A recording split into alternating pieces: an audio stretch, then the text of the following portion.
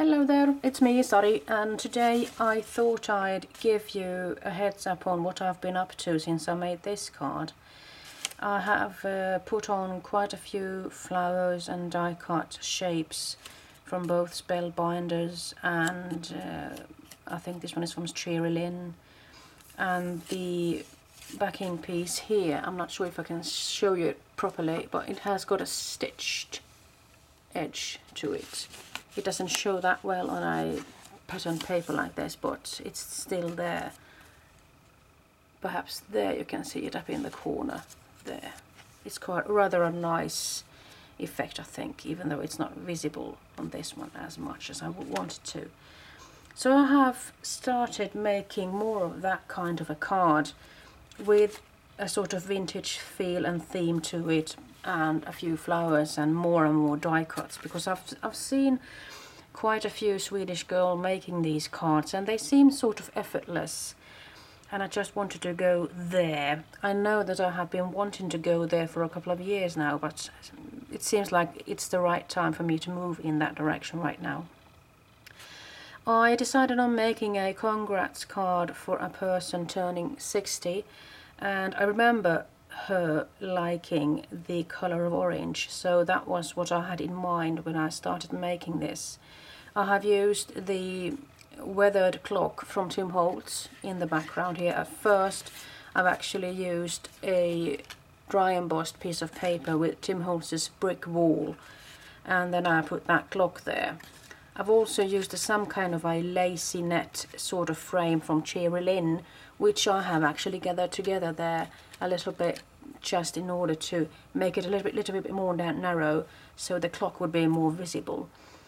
And then I have used Spellbinders. I believe this one is labeled 20. This is one of my latest purchases, and I do like it because it's beautiful in either way. I mean, you could actually have it lying down like this, and you have those beautiful scalloped things there, or you could just leave it as it is.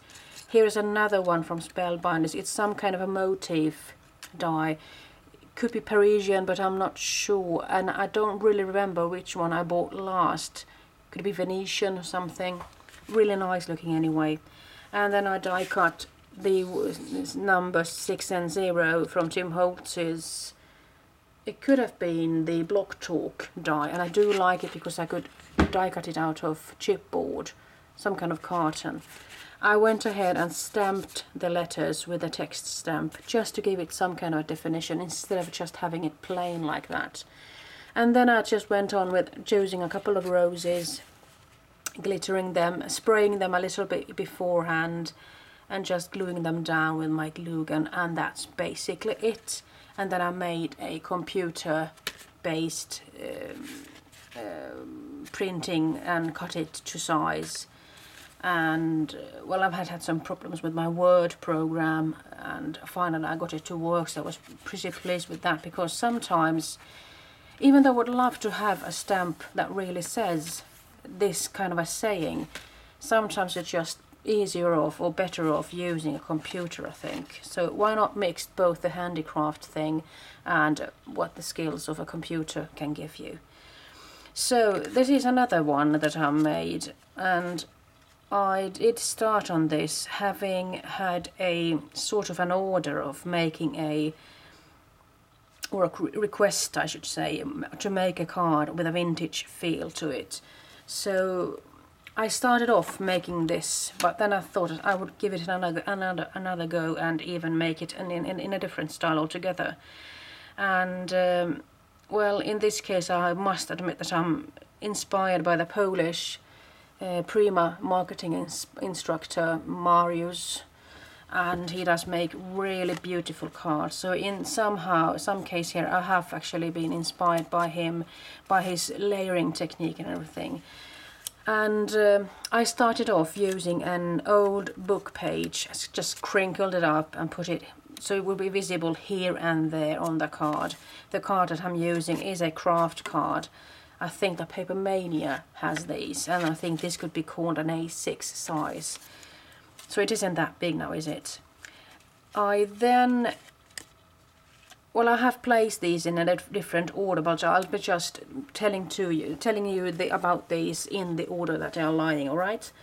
So in this case I have actually put in some kind of an ornate thing from Spellbinders. It's a beautiful sort of lacy looking thing, and I cut it twice just to have an up and down a piece, and then I sprayed it in various brown hues just to give it a pop. And you can see at the back side it's still white, so I'm believing this is actually a 300-gram watercoloring paper that I have used, because it's a bit tricky getting that dye out of, or this paper out of the dye really, so I had to go for something a little bit stronger. I then have put in a sort of a striped paper with a vintage tone to it. I have torn the edges here and just inked them up a little bit, so it would have some kind of white showing, but it won't take over the complete thing.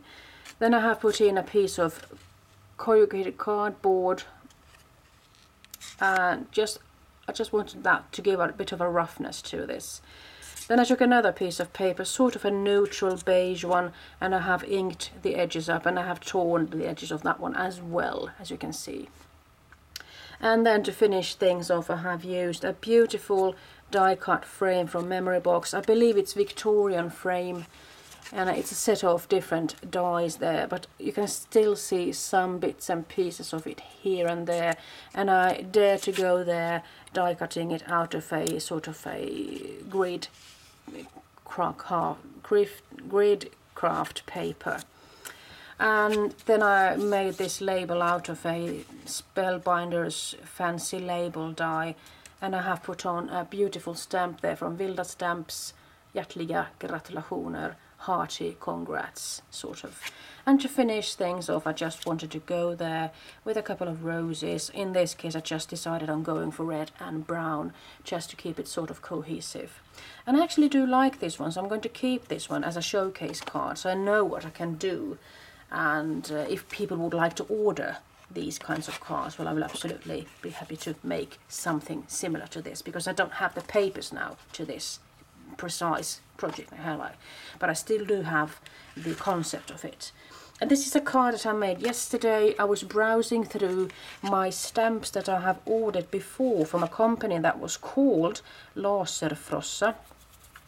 It was a company that made stamps and could etch on glass and everything, and it was based on a laser cutting machine, and I really like that. So when I had my Crafty Fellows here yesterday, I just decided on browsing through my stamps that I ordered, and I found this one, which says, "You make me happy, du gör mig glad."